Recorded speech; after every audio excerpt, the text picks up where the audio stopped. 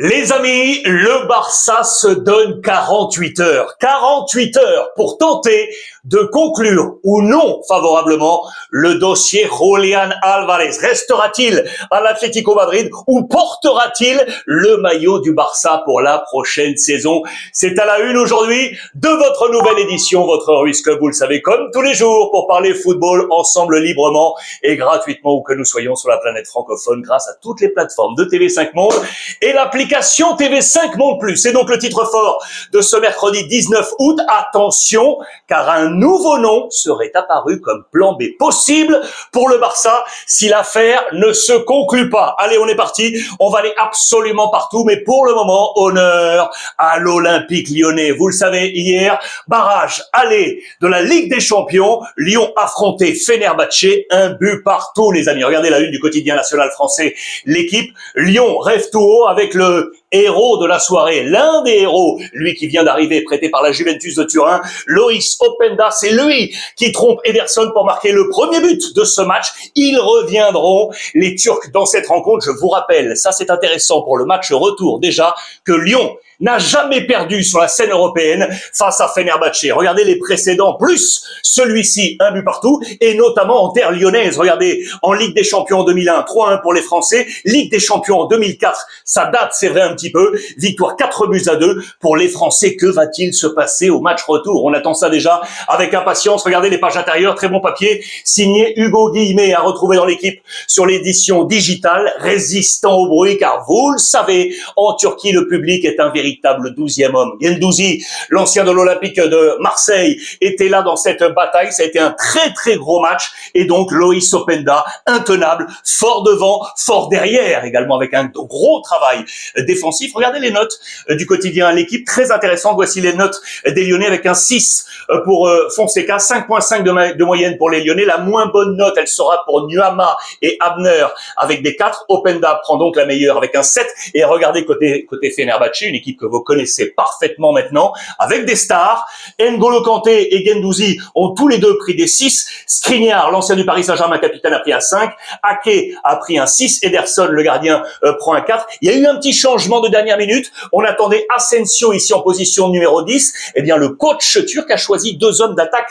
Talisca, redescendu d'un cran, qui prend d'ailleurs une mauvaise note avec un 3/10. Et Muriqi, l'ancien buteur de Mallorca, qui était titulaire à la pointe de l'attaque, qui prend un 4. Lukaku, le nouveau, vous le savez, arrivé du Napoli, est entré à 10 minutes du terme de la rencontre. Gros match à suivre avec également éclairage sur Greenwood, qui a été magnifique. C'est lui qui égalise, l'ancien de l'Olympique de Marseille, qui vient donc barrer la route sur ce match aller de l'Olympique Lyonnais. Il prend un très gros 7/10. On va se régaler au match retour. Openda, ex-Juve, prêté. Regardez l'actualité de la Juventus de Turin, justement. Je vous emmène maintenant en Italie avec un très gros coup, ou plutôt 3 gros coups annoncés à la une du Tuttosport. Regardez, 3 autres en 15 jours. On attend sur les 2 semaines à venir le travail du board de la Juventus de Turin avec Ottolini et Massara. Les 3 gros coups, ils sont à la une. Regardez, on attend un défenseur, un milieu de terrain et un attaquant. On nous parle de Tomori, AC Milan. On nous parle de Kessié, bien évidemment, qui veut rentrer, vous le savez,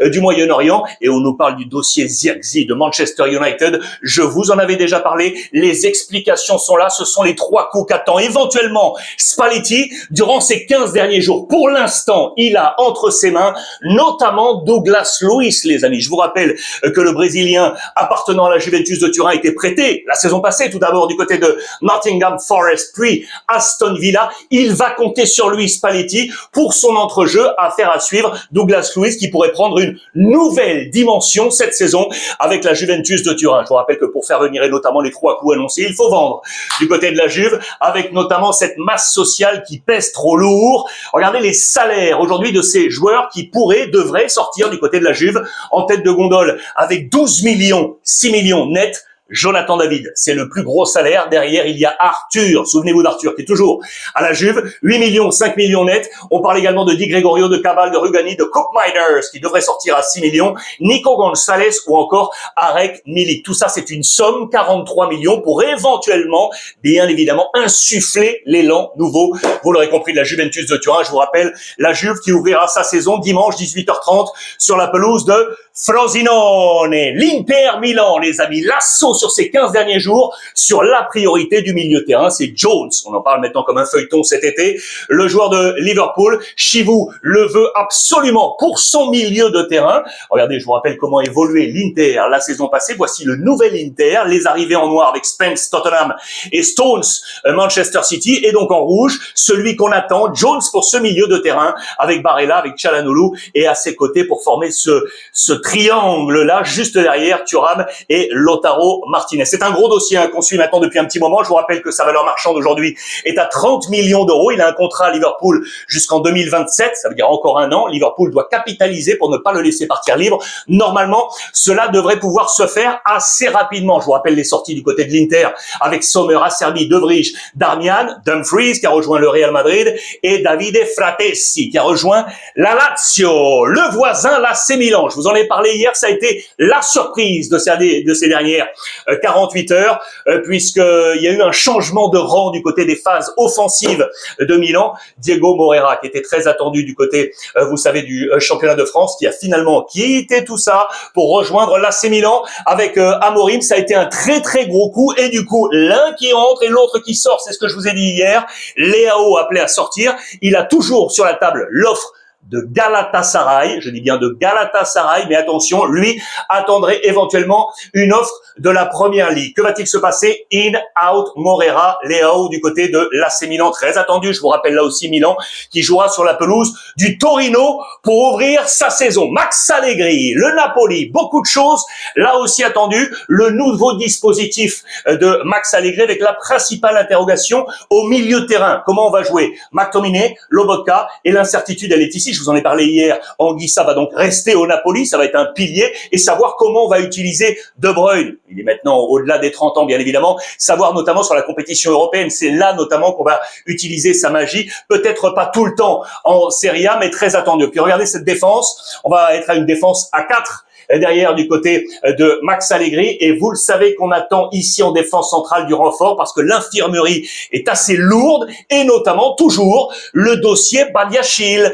Benoît Badiachil, le français qui est du côté de Chelsea, il est très attendu. La visite médicale là dans les prochaines heures, peut-être qu'à l'heure du visionnage de cette nouvelle édition, les informations vous seront parvenues, vous nous les communiquez bien évidemment en commentaire. En parlant de défenseur central, les amis, regardez, petite information, lui va quitter la Serie A, c'est l'international australien, Monsieur Sirkati, 21 ans, il est ici, il évolue du côté de Parme, et bien regardez, il est à la une de Abola, le quotidien portugais, il va rejoindre Benfica, les amis, qui étaient à la recherche d'un défenseur central après le départ du totem Antonio Silva, qui était désiré par de nombreux clubs. On l'avait notamment annoncé du côté de l'AC Milan. Manchester United avait eu également un œil dessus. Eh bien, c'est Bournemouth qui est venu le chercher. Un homme en moins, l'homme en plus qu'on va chercher, c'est donc lui, Sirkati, Parme, l'international australien, pour rejoindre la formation de Benfica, l'AS Rome. Je vous l'ai dit également hier, Gasperini, le coach, était en mode paquet cadeau. Ça y est, le petit portugais Mora est arrivé en provenance de Porto. Regardez-le,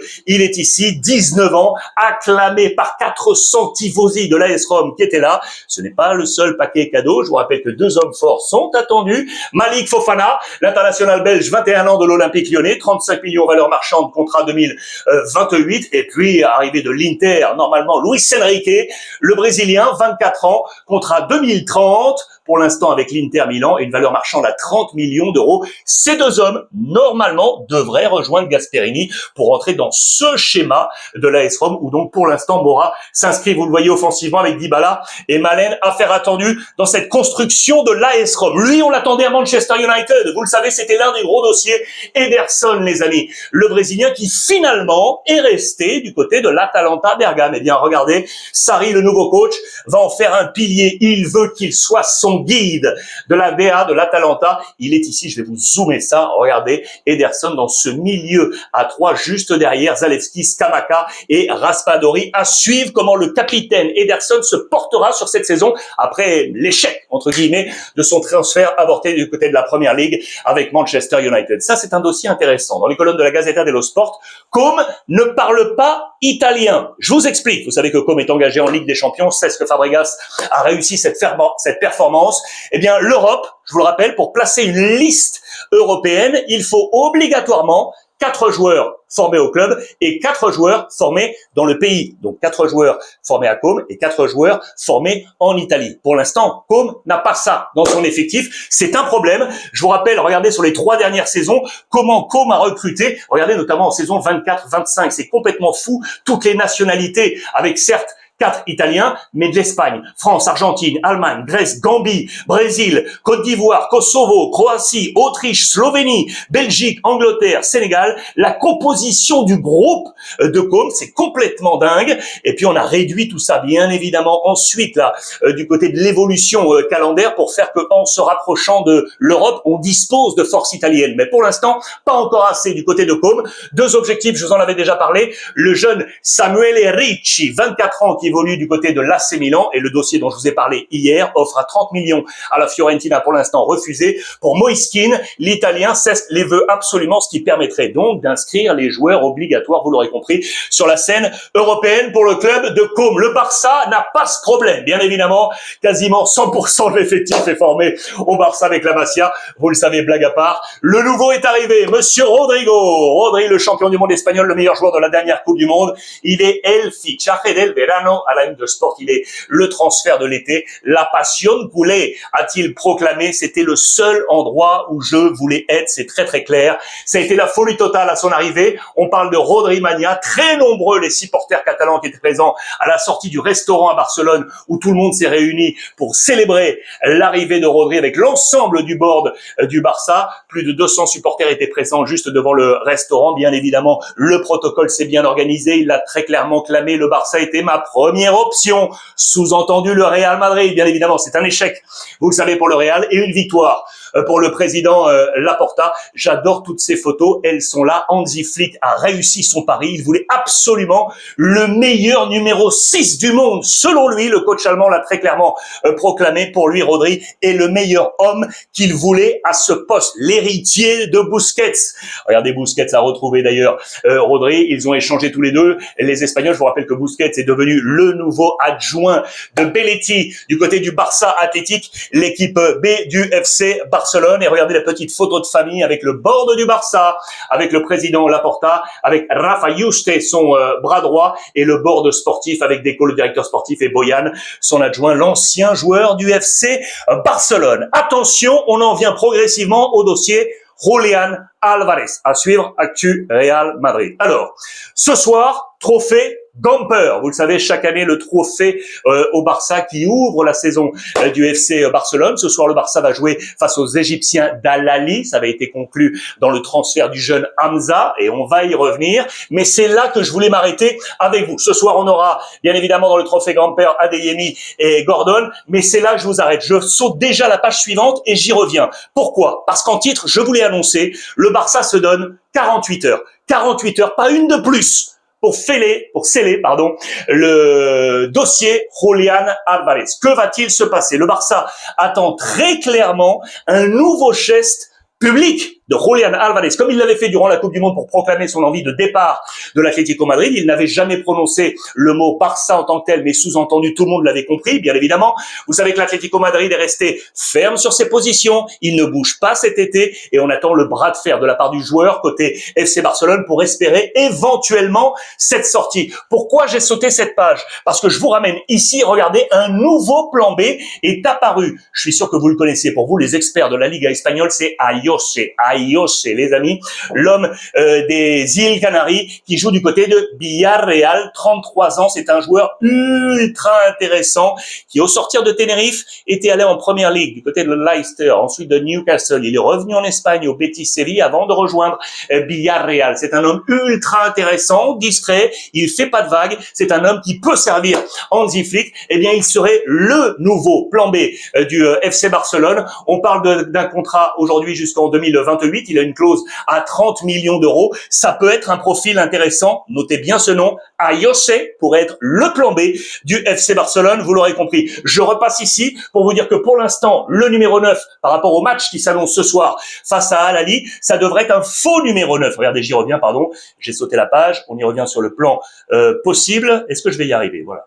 Je vais y arriver, ça arrive, hein, ça fait partie du direct, bien évidemment. Regardez, c'est ici, je vais vous zoomer ça. Voilà, ça y est, j'y viens. Regardez le plan probable du Barça. Pointe de l'attaque avec sur le côté droit, numéro 10, Lamine Yamal. À gauche, on verrait 14, Adeyemi. Et ici, avec le numéro 11, ce serait Rafinha. On mettrait Rafinha en position, pour l'instant, de faux numéro 9, à moins que le jeune Hamza, le joueur d'Al-Ahly, soit placé tout de suite en position numéro 9. Ça va être très intéressant de voir comment Hansi Flick va gérer tout ça. Parenthèse avec l'Atlético Madrid pour rester sur le dossier Julián Álvarez. El Cholo Simeone, les amis, ne l'a pas convoqué ce soir. L'Atlético joue ce soir pour l'ouverture de sa saison en Liga à domicile face à Malaga. Eh bien, regardez le plan probable, il est là, Julián Álvarez, décision technique, tout comme El Cuti Romero, le nouveau arrivé de Tottenham qui n'est pas encore au point, bien évidemment, il n'est pas là. Sorloth, l'attaquant, blessé, et ça on va y revenir, et pour l'instant quelques doutes sur les mondialistes avec Llorente, Lemar et Baena. Voici quel serait le plan probable d'ailleurs de l'Atlético Madrid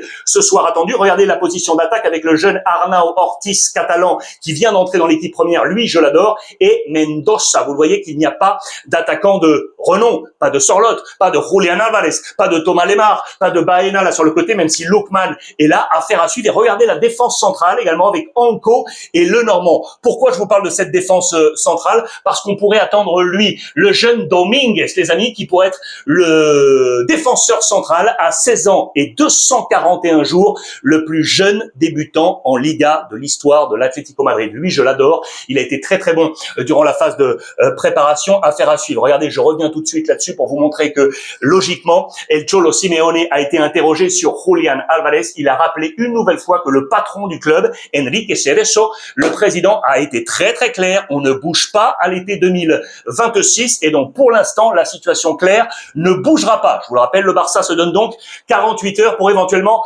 arracher Julián Álvarez qui, pour l'instant, reste dans le plan probable de cet Atlético Madrid avec les nouveaux Romero, Grimaldo arrivé du Bayer Leverkusen. Je vous rappelle que Yulmand est arrivé du Portugal et bien évidemment Kang In Lee avec son numéro 7 pour éventuellement être sur ce côté et ventiler également les flancs offensifs de l'Atlético avec Lookman et le fils del Cholo Simeone. Il est là, arrivé du côté de l'Atlético Madrid. Affaire à suivre, dossier Julián Álvarez. Le Real Madrid a suite dans quelques petites secondes avec de nouveau l'affaire Rodri. En attendant, je vous certifie ce que je vous ai annoncé hier. Hansi Flick l'a proclamé. Rafinha sera bien le capitaine numéro 1 du Barça pour la saison prochaine. On va retrouver également Pedri et Gavi. Je vous rappelle que les deux titulaires des deux premiers postes capitaines sont partis avec Ter Stegen qui a été prêté et je vous rappelle également le prêt de Araujo parti du côté de Liverpool. Ajax pour Ter Stegen, Araujo du côté de Liverpool. C'est donc Rafinha qui va prendre le brassard de capitaine numéro 1. Affaire à suivre rapidement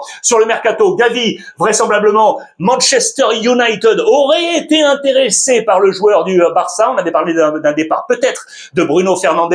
Gavi intéressé. Ce dernier veut rester absolument au FC Barcelone. Casado, les amis, qui est dans une situation limite. Il lui reste 15 jours également. Lui ne veut pas partir au Moyen-Orient. Hansi Flick lui a dit, je ne compte pas sur toi. Pas de numéro de maillot. On nous parle de Benfica et de Nottingham Forest. Nathan, le joueur du Betis Séville, qui est sur les tablettes, vraisemblablement, c'est en rumeur, du FC Barcelone. Ce dernier dit vouloir rester en Andalousie, du côté du Betis. Et puis ça, parce que je sais que vous adorez les noms des jeunes joueurs, et notamment du Barça et du Real Madrid, qui seront en progression une nouvelle fois cette saison. Notez bien ce nom, les amis. Ebrima, il a 16 ans, Gambi, joueur ultra intéressant, milieu de terrain. De nombreuses grosses écuries européennes sont venues taper à la porte du Barça. Non, il ne bouge pas. Il reste là dans la formation de Belletti et de Busquets. Le Barça B, joueur ultra intéressant. Donc la photo du jour côté Barça, elle est là, avec la présentation officielle de Rodri. Qu'a fait José Mourinho? Parce que lui aussi était présenté officiellement hier du côté du Real Madrid. Il avait dit, regardez, à la une de As, moi, je n'ai pas besoin de Rodri. Oula, c'est un mot très très fort. Moi, selon moi, ce n'est qu'une opinion. Je pense que le Real Madrid a besoin d'un joueur comme Rodri et notamment le dossier Subimendi. Interview exclusive hier avec Josep Pedrerol dans le cadre d'El Chiringuito. Vous le voyez, je n'ai pas besoin de Rodri. Il a été très transparent, José Mourinho, hier dans cet entretien que vous pouvez retrouver bien évidemment sur toutes les éditions digitales. Il est à la une de Marca, présentation officielle. Je vais inculquer la culture du travail. Je suis en mission. Lui qui avait remporté 3 titres lors de sa première étape au Real Madrid. L'une de ces interrogations, je vous ai posté hier sur les réseaux sociaux, qui sera le latéral droit? Dumfries ou Trent Alexander-Arnold? J'attends vos commentaires, allez voir ça sur toutes mes plateformes sociales. Vous allez retrouver cette petite vidéo en moins de 3 minutes. L'une des questions également, elle est ici. Qui, pour démarrer la saison, Arda Güler ou Jude Bellingham, les amis? À ce poste clé, juste derrière les 3 attaquants, Vinicius, Mbappé, Diomandé pour le plan probable 5 étoiles. Vous savez que Jude Bellingham serait passé juste derrière, mondialiste, pas encore revenu peut-être à temps dans les phases de préparation. Arda Güler a été très bon dans les matchs de pré-saison. Il est lui déjà lancé. Selon moi, José Mourinho va opter pour Arda Güler pour ce poste clé pour lancer la saison du Real Madrid. Ce sera face à l'Espagnol Barcelone, peut-être avec Aurélien Tchouaméni, les amis, dans les phases, ici de milieu défensif. Tchouaméni, Valverde, on attend également Bernardo Silva. Quels seront les 2 titulaires à ce poste? On nous dit que Tchouaméni, ça y est prêt. Je pense également à Eduardo Camavinga avant la fin de ce mercato d'été. On nous dit d'ailleurs, et on nous parle de tous ces champions mondialistes qui ont eu tellement peu de temps de préparation avant de relancer la saison. Sachez que certains d'entre eux, et notamment avec l'Espagne, n'ont même pas joué 1 minute encore d'un match de préparation avant de lancer la saison. Ça veut dire qu'il va leur falloir quelques semaines avant de retrouver le rythme pour rentrer de nouveau en compétition. J'ai un tout petit, j'avais un petit souci d'ordinateur, c'est réglé. Côté Real Madrid, information encore pour vous dire que Thiago Pitach, qui est l'un des seuls jeunes rescapés de toutes les sorties côté Real Madrid, l'hispano-marocain, lui, vous le savez, a eu un numéro de maillot de la part de José Mourinho. J'adore ce joueur, suivez-le bien, milieu terrain, Pitach, qui normalement devrait trouver sa place dans cette équipe première et être une alternative pour le père José Mourinho. Un nom également qui circule, Sergio Martínez, les amis. Il a 19 ans, c'est la nouvelle petite pépite du Racing Santander. Il est, vous le voyez, sur les radars du Real Madrid également pour ce mercato. Et on va terminer tranquillement avec 3 jolies histoires. Je voulais vous montrer ça. Regardez, la première, elle est ici. On a eu peur au début. On a eu très peur. Vous l'avez très certainement suivi. Musiala, les amis. Musiala, le jeune du Bayern Munich, l'une des pépites du football mondial, a fait un 2e malaise en 4 jours. C'est fou furieux. Sur les derniers matchs de préparation du Bayern Munich, 4 matchs, 2 malaises. 4 matchs en 4 jours, 2 malaises pour Musiala. Alors, il a été diagnostiqué, tout va bien, je vous donne déjà tout ça. Il a été diagnostiqué avec de sortes de courts et temporaires épisodes d'absence. Il a un tout petit souci neurologique qui va être traité. Il est entre de bonnes mains. Tout va bien, mais bien évidemment que ça a été un signal d'alarme. Vous pouvez imaginer voir votre coéquipier s'effondrer sur la pelouse. On a tellement de choses en tête, mais Musiala va bien, les amis. Et puis je vais ici, regardez, à la une des tabloïds anglais, Harry Kane, le capitaine de l'équipe d'Angleterre, a reçu une offre monstrueuse d'Al Hilal, les amis, Al Hilal, qui lui a proposé, écoutez bien, regardez, 1,2 million de livres par semaine. Ok, 1,2 million de livres par semaine. Vous l'avez bien entendu. Eh bien, Harry Kane a dit non, Al Hilal, qui également a pour viseur, regardez, a dans le viseur le père Osimhen et Ollie Watkins de Aston Villa. Affaire à suivre, mais Harry Kane a été très clair, je vais rester au Bayern Munich. Et puis je voulais terminer avec cette très belle histoire pour saluer une nouvelle fois notre monde francophone qui nous est si cher, et notamment sur le continent africain avec les copains du Sénégal. Vous le savez, monsieur Patrick Vieira, lui né à Dakar, est le nouveau sélectionneur du Sénégal. Très beau papier dans les colonnes de l'équipe aujourd'hui, signé Pascal Glo, à retrouver également sur l'édition digitale. Avant de devenir hier le sélectionneur des Lions de la Teranga, le champion du monde 98 a œuvré depuis un quart de siècle au développement du football dans son pays d'origine à travers le projet Diambars que vous connaissez, comme sur cette photo, c'était en 2007. Allez lire ce très bon papier. Et puis parce que cela ne mange jamais de pain, faisons toujours ce petit cours de géographie que j'adore dans votre Ruiz Club. Je vous rappelle que le Sénégal, on est là les amis, au bout de la pointe occidentale de ce continent magnifique africain. C'est la pointe la plus à l'ouest. À l'est, c'est la Somalie. Au nord, c'est la Tunisie. Et logiquement, l'Afrique du Sud au sud. Et puis regardez, je vais vous rappeler où se trouve Dakar. On est là, juste à la pointe. Je salue d'ailleurs tous mes copains de Ziguinchor, là, de la Casamance. Et j'ai tellement d'amis du côté du Sénégal. Je vous salue vraiment très fort. Voilà les amis pour ce point complet. En ce mercredi 19 août, n'hésitez pas à me laisser vos commentaires. On salue Patrick Vieira, 50 ans, nouveau sélectionneur du Sénégal. Rendez-vous demain, même heure, même endroit, sur toutes les plateformes de TV5 Monde. En attendant, je vous embrasse et n'oubliez pas, profitez des vôtres.